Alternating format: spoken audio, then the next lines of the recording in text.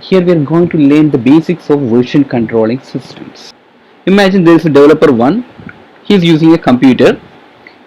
Inside his computer, he is doing his project. So project files generally we keep in a directory. Directory contains many project files. While doing a software project, it may take weeks, months, or even years to complete the development. Okay, so we'll be doing a lot of changes in the files, project files, right? So we need to keep track the revisions happening inside the files. So we need system for tracking the changes of the files. Okay, for that we need version controlling systems. Version controlling systems can be centralized version controlling systems or distributed version controlling systems.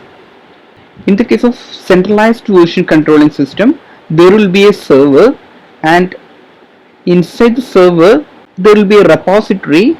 Repository is nothing but a storage where we keep track the changes happening in a project.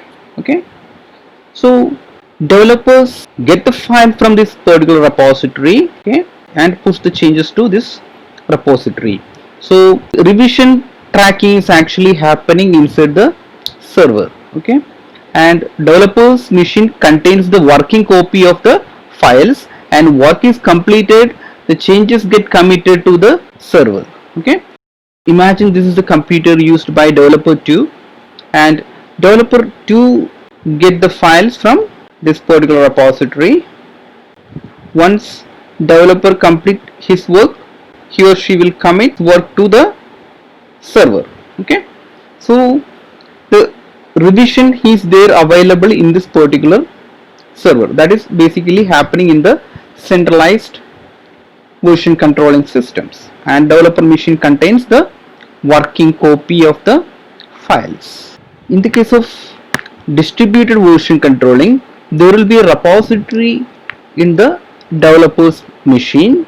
Okay, and developers commit the changes to that repository, and that changes push to the remote repository. The repository reside in the server is called as remote repository, and this is called as the local repository. Okay, other developer can get the changes from remote repository to their local repository.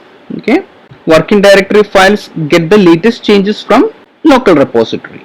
Okay, so this is basically happening. So each and every developer machine has a local repository, and there is a remote repository in the server, and once developers complete their work, they commit changes to the local repository. Then this local repository change synchronized with the remote repository. That operation is called as the push operation.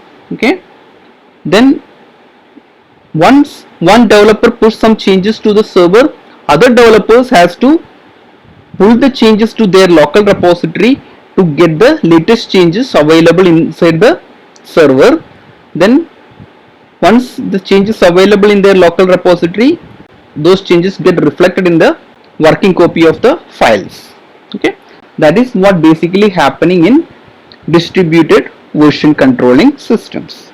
Okay, so there are many centralized and distributed version controlling or code management softwares available. CVS and SVN are of type centralized version controlling tools. Git and Mercurial are of type distributed version controlling tools. Okay. Nowadays, Git is the most widely used tool for managing code revisions and collaborating with other developers. I hope you got some idea about what is version controlling and what is the difference between centralized and distributed version controlling, and some of the tools used for version controlling. If you find this video useful, please subscribe my channel and share with your friends and colleagues. Thanks for watching this.